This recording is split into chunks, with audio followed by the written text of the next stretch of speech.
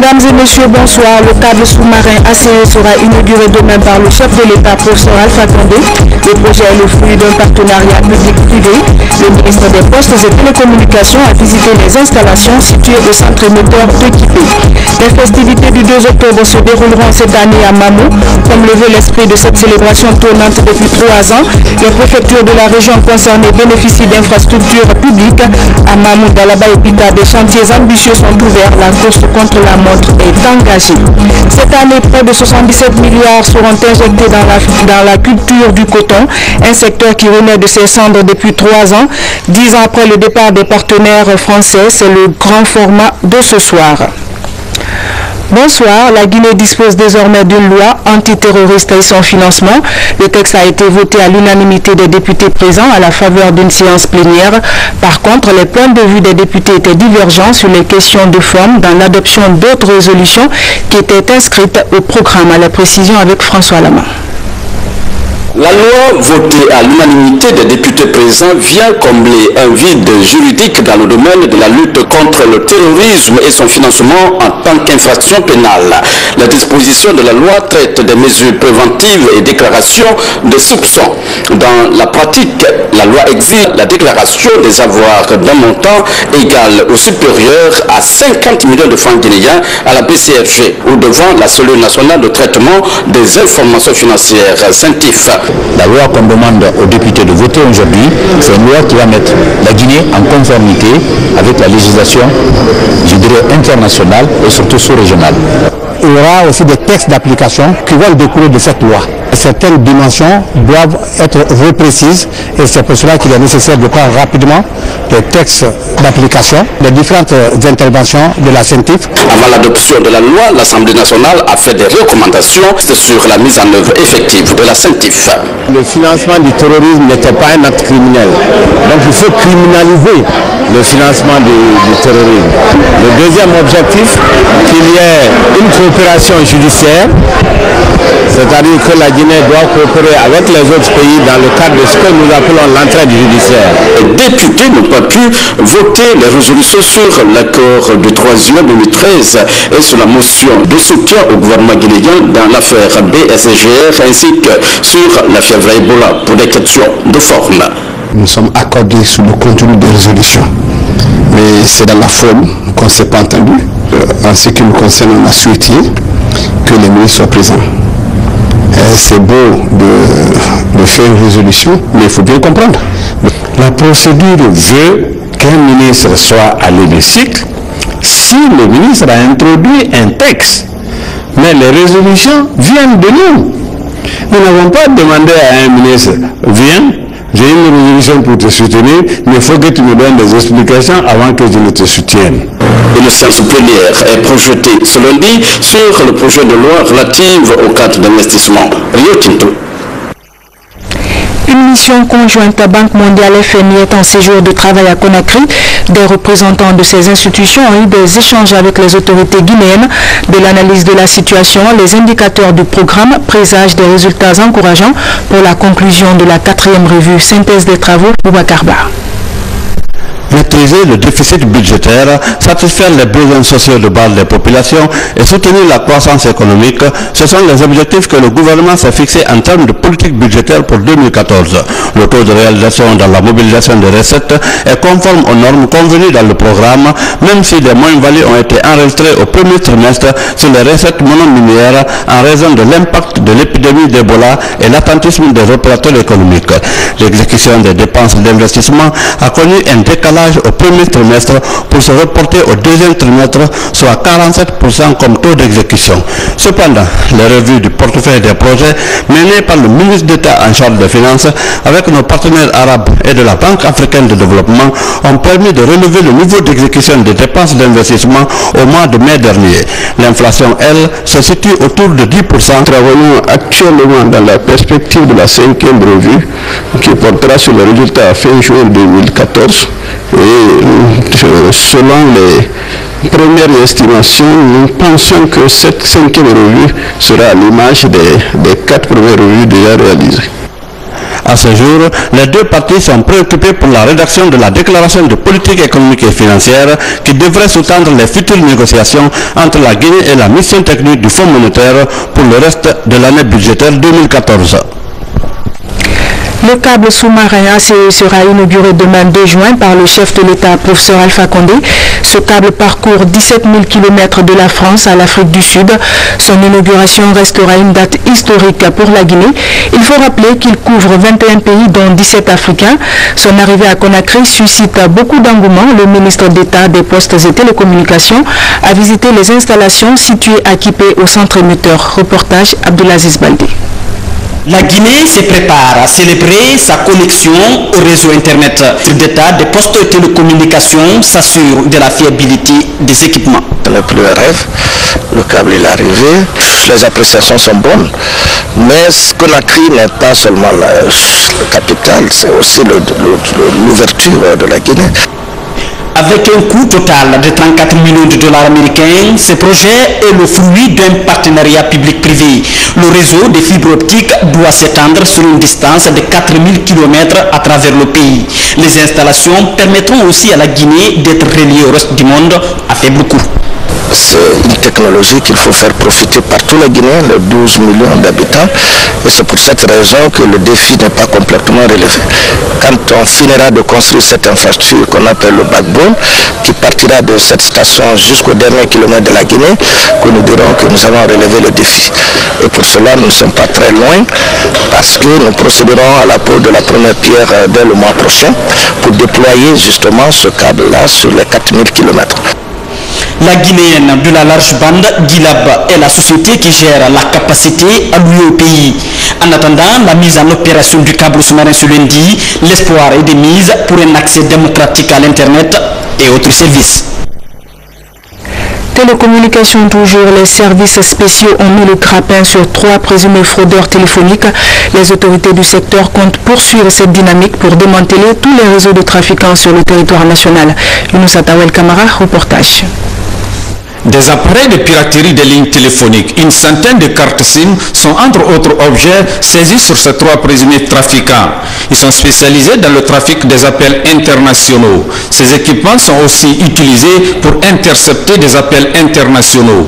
Une pratique qui cause souvent des désagréments sur le réseau sans compter les pertes que cela entraîne. Ces équipements que vous voyez permettent de faire passer des communications qui échappent carrément au contrôle de l'État.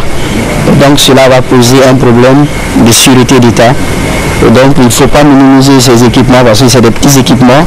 Mais je vous dis ici par exemple qu'un seul SIM-box peut gérer jusqu'à 1 million de minutes par mois. Ce sont 2 Guinéens et 1 Libyen qui seraient les membres de ce réseau. Le monsieur là, je le connais depuis longtemps, on a travaillé dans le domaine du commerce. Mais finalement, il a trouvé que le commerce ça ne marche pas. Il a voulu retirer dans le commerce. Donc il voulait partir.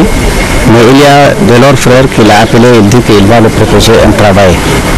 Donc il m'a appelé, il m'a dit, je lui ai demandé quel est le travail. Il a dit c'est le travail du téléphone. Je dis, toi tu connais ça? Il dit non, moi je ne connais pas, mais le gars qui est de l'autre côté, c'est lui qui va contrôler, c'est lui qui connaît. Une réunion technique devant regrouper les responsables des services de sécurité et les opérateurs téléphoniques est prévue dans les prochains jours. C'est là pour prendre des dispositions nécessaires afin de freiner cette pratique illicite. Et puis ce communiqué conjoint, la Direction générale de la RTG et la Direction générale de l'EGP sont heureuses d'annoncer au peuple de Guinée que le gouvernement a acheté tous les droits de retransmission des images de la Coupe du Monde en faveur de la RTG. La FIFA, la Fédération internationale de football association, accorde ainsi à la RTG l'exclusivité des droits de reprise des signaux de tous les matchs de la Coupe du Monde. Par conséquent, la RTG est la seule télévision guinéenne autorisée à diffuser les images de la Coupe du Monde sur le territoire guinéen. Toute autre télévision guinéenne qui s'évertuerait à diffuser les images de la Coupe du Monde se retrouverait dans l'illégalité et s'exposerait à la rigueur de la loi. Dans tous les cas, la Direction générale de la RTG et la Direction générale de l'EGP ont pris les dispositions juridiques nécessaires pour protéger les droits acquis de retransmission et punir tout contrevenant. Pour la RTG, signé M. Yamoussa Sidibé, pour l'EGP, Paul Moussa Diawara. Les festivités du 2 octobre se dérouleront cette année à Mamou. Comme le veut l'esprit de cette célébration tournante depuis 3 ans, les préfectures de la région concernée bénéficient d'infrastructures publiques. À Mamou, Dalaba et Pita, des chantiers ambitieux sont ouverts. La course contre la monte est engagée. Suivez ce reportage. Depuis 2 semaines, les travaux d'infrastructure du 56e anniversaire de l'indépendance sont entamés dans la région de Mamou. Plus de 50 réalisations sont prévues dans 3 préfectures. Mamou, la capitale régionale qui doit abriter les festivités, se taille la part du lion avec une trentaine d'œuvres à réaliser. Le défi ici est de livrer dans 4 mois la place de l'indépendance, le siège du gouvernorat et peut-être la gare routière moderne. À Pita, le travail se fait avec moins de pression. Ici, on parle de programme de développement. Il prévoit 17 actions dans une préfecture en manque de déficit public depuis 2007. Vraiment, nous en sommes très heureux, très réconfortés à Pita. Ça, c'est le sentiment de tous les citoyens de Pita. Dans l'immédiat, qu'est-ce qui va changer pour Pita? Dans l'immédiat, ce qui va changer, c'est que nous aurons une nouvelle résidence. Nous n'en avions pas, il a été cassé en janvier-février 2007. Nous aurons un palais de justice. Nous avons un palais de justice flambant neuf. Aujourd'hui, nos prisons regorgent de détenus, de prévenus qui ne sont pas encore jugés. Si nous avons ce palais de justice, c'est un offre de soulagement parce que la loi sera appliquée dans toute sa rigueur. Et nous avons aussi le CAF, ou le Centre de promotion féminine, où les femmes vont s'exercer. Il y a, avec tout l'équipement qui va suivre, ce sera un centre d'apprentissage pour les femmes, ce sera un centre de modèle, un centre modèle au niveau de la région. Du jardin public au bloc administratif en passant par des résidences, Pita bénéficie de son plus grand investissement public sur une année. À terme, le visage de la ville va positivement changer. C'est la résidence du préfet de Pita. Donc c'est un bâtiment de R+1 qui sera réalisé ici avec des bâtiments annexes, à savoir un poste de gare, il y a l'appui moteur, une annexe et puis une palette par là. Donc ce sont avec de l'aménagement intérieur de la clôture et en même temps la clôture. Les mois à venir, la région de Mamou va connaître un nouvel essor infrastructurel. Les initiatives privées sont appelées à encourager la dynamique enclenchée par le chef de l'État. Le forum sur la Guinée vient de prendre fin en Espagne. Il s'agit de la 2e rencontre du GEA pour évoquer les possibilités d'investissement dans notre pays. En marge donc de ce forum, la délégation guinéenne a eu une séance de travail avec la Société espagnole de transformation d'eau. L'objectif est de voir dans quelle mesure cette entreprise pourrait transformer l'eau de mer en eau potable en Guinée. C'est un projet du chef de l'État, professeur Alpha Condé. Baba Kouyaté, Monden Pati Camara, envoyé spécial à Madrid. Avec 50 ans d'expérience à travers le monde, la Société espagnole de transformation d'eau CETA multiplie les études de faisabilité sur 6 projets au compte de la Guinée. Les communes de Kaloum et Ratouma seront les premiers sites où la société espagnole va traiter et distribuer l'eau de mer transformée en eau potable.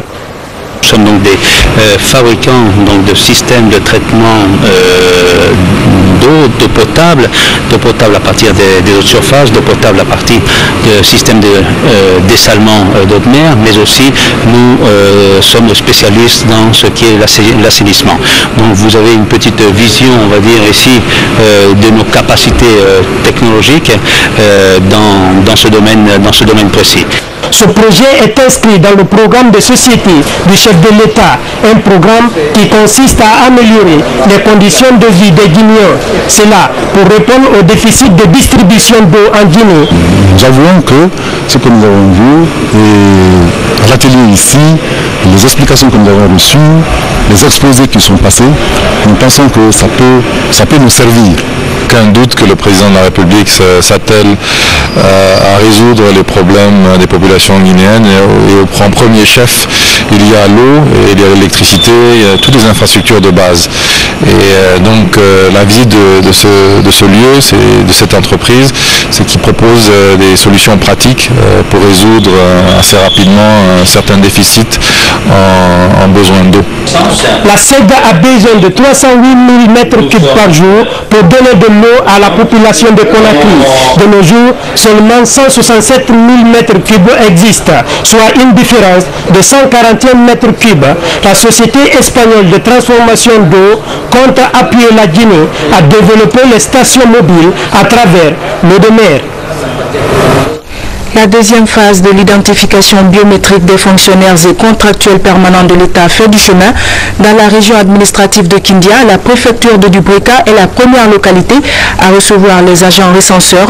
L'objectif de l'opération est de débarrasser le fichier des doublons pour maîtriser la masse salariale et créer une base de données fiable des agents de l'État. Reportage Mohamed Sewasouma. 3 jours durant, 1894 agents sont appelés à se faire recenser, répartis entre deux équipes installées à la préfecture et à la mairie. Pour le moment, ça se passe bien et j'ai encore une fois renouvelé ma confiance, n'est-ce pas, ces responsables de la préfecture pour à la fois les sensibiliser pour qu'ils essayent de convaincre, n'est-ce pas, le restant de leur population à se faire enrôler et ensemble de veiller à ce qu'il n'y ait pas de cas de fraude. La préfecture de Dubrika, première étape de la région administrative de Kindia, est à l'œuvre pour le bon déroulement de l'opération. Santé, la République populaire de Chine apporte son soutien au gouvernement dans la riposte contre Ebola.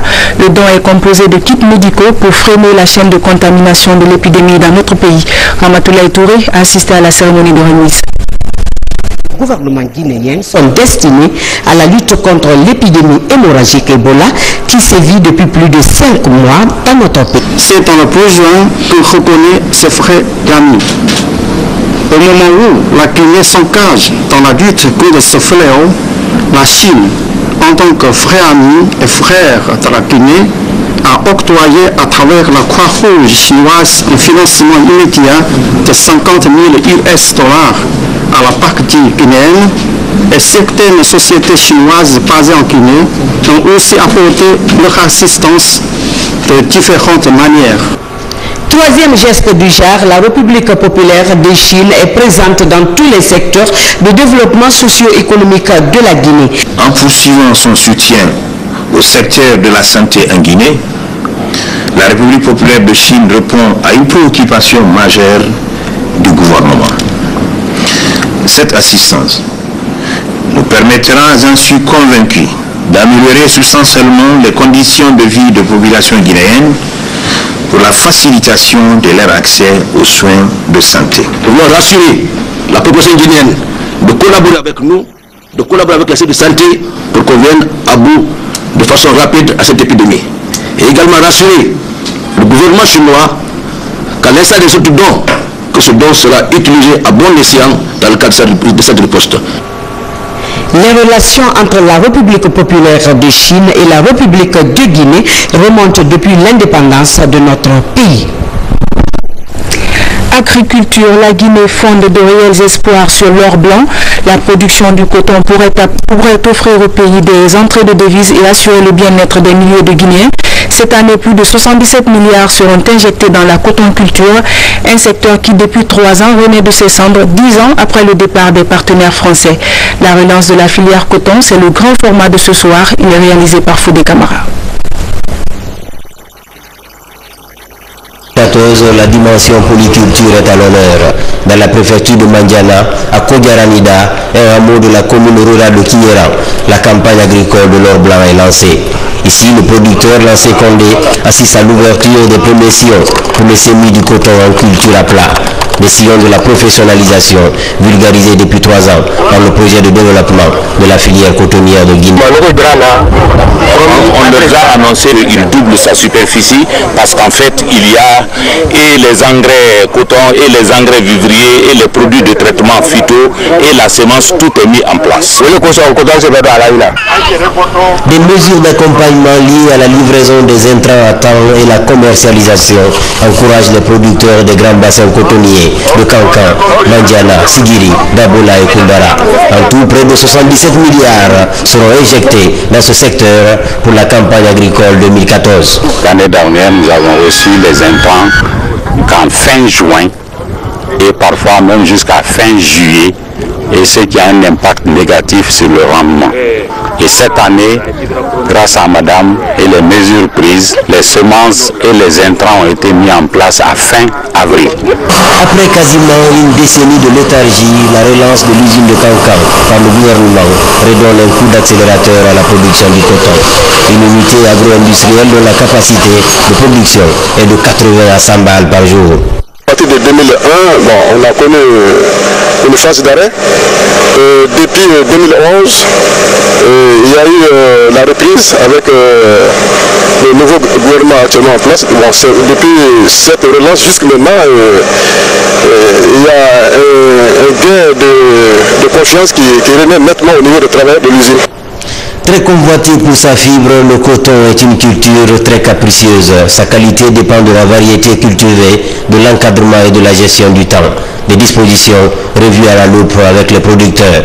Ce sont des échanges francs afin qu'il n'y ait plus de langue de bois et cela débouche sur un engagement des cotonculteurs à relever le défi des 12 000 hectares que nous avons prévu, qu'ils ont prévu cette année, étant entendu qu'ils auront tous les intrants en place. C'est un engagement très fort que nous saluons. Au lendemain des années 2000, après la privatisation, le projet coton de Kankan va de mal en pis. Cessation de paiement, mais aussi accumulation importante des stocks invendus, avec en plus des travailleurs et des producteurs désemparés. Aujourd'hui, l'espoir renaît avec la reprise des activités de l'usine, avec en prime de nouvelles perspectives pour la campagne agricole 2014. Politique, le RPG Arc-en-Ciel compte de nouveaux adhérents. Ils viennent de l'opposition et comptent mettre leurs expériences au profit du parti pour rafler la majorité lors des futures consultations électorales. La cérémonie s'est déroulée en présence des membres du bureau politique national. Moussa Bangoura.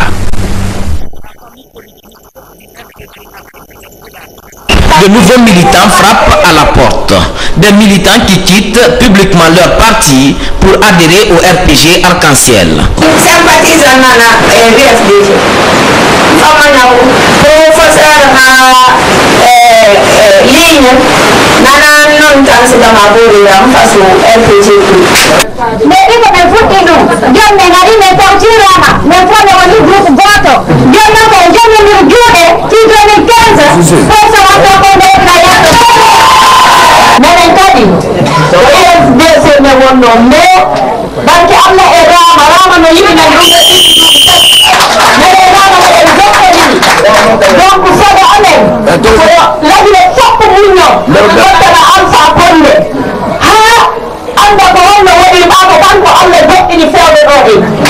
faire représentant Mundé Nanana.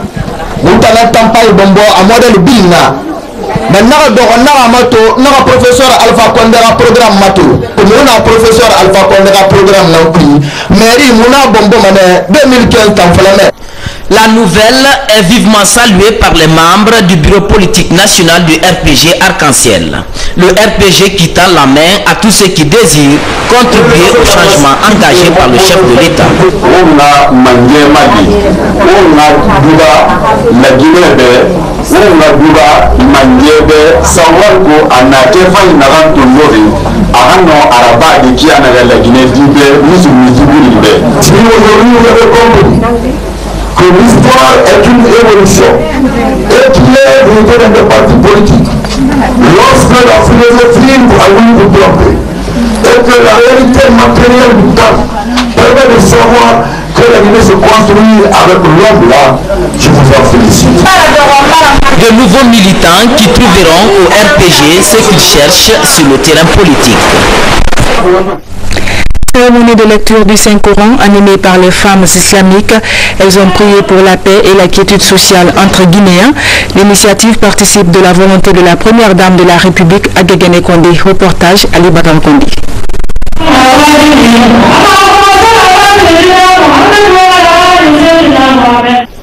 C'est une cérémonie d'échange et de lecture du Saint-Coran. Elle a été initiée par la première dame de la République, Adjedjene Kondé. L'événement a permis aux leaders religieux d'exhorter la population guinéenne au renforcement du climat de paix, de l'unité nationale et la concorde sociale. À travers le Saint-Coran, ces dames islamiques ont lu à plusieurs reprises la sourate Yassine pour les Guinéens. Alhamdulillah Rabbi Alamina, Anna Mena Kelani, Anna Kelani pour la paix, l'unité, Anna pour Yamana Dembe, tout le million à Kelani. On dit que Dieu veut ce que les femmes veulent, que nos sœurs se réunissent pour venir lire le Coran, pour bénir pour notre pays, pour notre chef d'État, pour son épouse, pour tous les Guinéens, pour le bonheur de la Guinée, la paix de la Guinée. Je pense qu'il n'y a pas de meilleure opportunité, il n'y a pas de meilleure occasion pour ça. Et nous prions le bon Dieu que toutes leurs bénédictions. Cette rencontre de prière et de recueillement pour le maintien de la paix et de l'unité nationale en Guinée a mené ces dames à s'engager à accompagner le professeur Alpha Condé dans l'aboutissement de son programme de société déjà entamé. Cela pour le bonheur de tous les Guinéens. Page noire à Ganga Mensila, maman de Madame le maire de la commune de Matam, s'est éteinte ce matin à l'âge de 85 ans. Dès l'annonce du décès, le président de la République, professeur Alpha Condé, a dépêché une forte délégation à la maison mortuaire pour présenter les condoléances. La défunte a été inhumée ce soir au cimetière de Koléa après la prière de 17h. Que l'âme de la défunte repose en paix. Amen.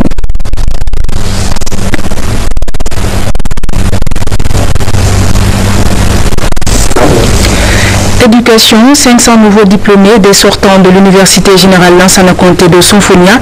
Ils ont été formés en sociologie avec des cours adaptés aux besoins du marché de l'emploi. Aïssatou Modiallo a assisté à la cérémonie de remise de diplôme. Bien forme cette nouvelle vague de diplômés en sociologie. Au compte de la 5e promotion de l'Université Générale Lansana Conté de Sonfonia, ils devront affronter le marché de l'emploi. Leur fin de cycle est couronnée par cette conférence sur le thème « La question de l'emploi jeune en Guinée ». Nous avons eu une très bonne formation de la première année jusqu'à maintenant. Les professeurs sont talentueux puisque c'est le système LMD. Les professeurs nous donnent que les 75%, c'est à nous de compléter le reste. Je pense bien qu'on a reçu de très bonnes formations ici, qu'en réalité, dans sous peu de temps, nous aurons de l'emploi. Je leur conseillerais beaucoup d'humilité en allant vers le marché du travail et qu'ils ne tapent pas la poitrine. Je suis universitaire. Non, ça ne veut pas tout dire. Je suis universitaire, c'est vrai, mais combien sont universitaires? Ils sont nombreux. Et donc, mais il faut également avoir de très bonnes qualités pour pouvoir s'insérer sur le marché du travail et être en harmonie, en rapport avec tout ce que l'on rencontre. Et surtout, tout ce qui peut vous gérer plus tard. La nouvelle promotion est baptisée Sanoussi Bantamasso, ministre délégué des Guinéens de l'étranger. Très ému, le parrain appelle ses cadres à prendre désormais leur destin en main. Je suis très heureux de savoir qu'il y a au moins 500 jeunes Guinéens qui se reconnaissent à Bantama. Et comme Bantama se reconnaît au professeur Alpha Condé, donc j'ai donné son nom, j'ai désisté en faveur de l'homme auquel je me reconnais. Donc la promotion s'appellerait désormais promotion professeur Alpha Condé. Donc chaque jeune de cette promotion doit être un jeune Guinéen. Comme je l'ai dit, personne ne doit se considérer d'une ethnie ou d'une région, mais doit se dire que je suis Guinéen, je me battrai pour le bonheur et le développement de la Guinée. L'Université Générale Lansana Conté de Sonfonia compte plus de 22 000 étudiants. Ouverte en 2005, l'institution occupe à ce jour une place prépondérante dans la formation des cadres du pays. Restons à l'Université Générale Lansana Conté de Sonfonia où nous vous faisons découvrir ce soir les prouesses d'un enseignant-chercheur en droit. Il s'appelle Ansoumane Sako, âgé de 39 ans. L'homme a déjà obtenu son doctorat à l'Université Cheikh Anta Diop de Dakar. De retour au pays, il partage son savoir avec les étudiants. Abdulaziz Baldé est allé à sa rencontre. Ansoumane Sako est l'un des rares jeunes enseignants-chercheurs en droit public à obtenir son doctorat à 39 ans. Après ses études primaires et secondaires, Assoum Diatta Keita et Morifi Ndiaye Diabaté de Kankan, l'homme est admis à la faculté de droit à l'Université Générale Lansana Conté de Sonfonia. En 2003, il est sorti major de la 39e promotion avec mention bien, un parcours qui retient l'attention de ses collaborateurs.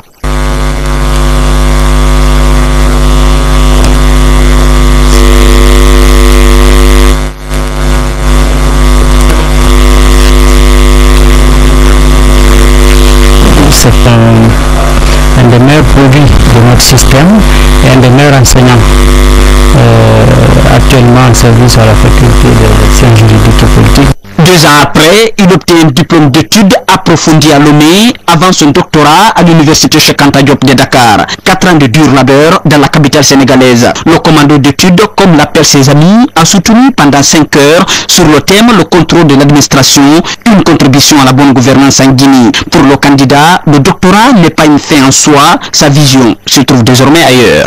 Le doctorat, comme je l'ai toujours dit, c'est un acquis, ce n'est pas une finalité en soi. Et je compte aller loin, parce que ma vision maintenant, c'est déjà l'agrégation. Et je me suis inscrit dans cet élan. Et il va falloir l'affronter, je crois, dans quelques années, plus exactement en 2017. Après plusieurs années passées à l'étranger, Ansoumane Sako partage son expérience avec les étudiants de la faculté des sciences juridiques et politiques à l'université générale Lansana Conté de Sonfonia. 3 mois de cours déjà, les étudiants sont impressionnés. C'est un professeur dont j'ai connu, Anila, qui est là pour m'enseigner les droits administratifs. C'est un professeur que je ne sais pas quoi dire, que les mots me manquent. C'est un professeur, aujourd'hui d'abord, j'ai connu aujourd'hui que seul le travail qui paye l'homme. Avec le travail, M. Sako est parti jusqu'à Dakar et il a eu son mention très honorable qui n'est pas accès à tout le monde. C'est un professeur pétri de temps. C'est quelqu'un, quand tu commences à expliquer la cohérence, n'est-ce pas, entre ces idées dans l'explication, vraiment nous donnait beaucoup d'avantages de vision. Donc à travers M. Sako aujourd'hui, là moi je peux dire que vraiment je peux compétir avec mes homologues des autres pays. Ansoumane Sako demeure à l'heure actuelle le plus jeune docteur en droit dans le pays. Il enseigne à plus de 900 étudiants qui rêvent tous être comme lui pour faire de la Guinée une référence en Afrique de l'Ouest. Je reviens sur ce communiqué conjoint avant de refermer cette édition. La Direction générale de la RTG et la Direction générale de l'EGP sont heureuses d'annoncer au peuple de Guinée que le gouvernement a acheté tous les droits de retransmission des images de la Coupe du Monde en faveur de la RTG. La FIFA, la Fédération internationale de football association, accorde ainsi à la RTG l'exclusivité des droits de reprise des signaux de tous les matchs de la Coupe du Monde. Par conséquent, la RTG est la seule télévision guinéenne autorisée à diffuser les images de la Coupe du Monde sur le territoire guinéen. Toute autre télévision guinéenne qui s'évertuerait à diffuser les images de la Coupe du Monde se retrouverait dans l'illégalité et s'exposerait à la rigueur de la loi. Dans tous les cas, la Direction générale de la RTG et la Direction générale de l'EGP ont pris les dispositions juridiques nécessaires pour protéger les droits acquis de retransmission et punir tout contrevenant. Pour la RTG, signé M. Yamoussa Sidibé, pour l'EGP, Paul Moussa Diawara. Voilà, mesdames et messieurs, c'est la fin de ce journal. Merci à vous de l'avoir suivi. Très bonne soirée en compagnie de nos programmes. À bientôt.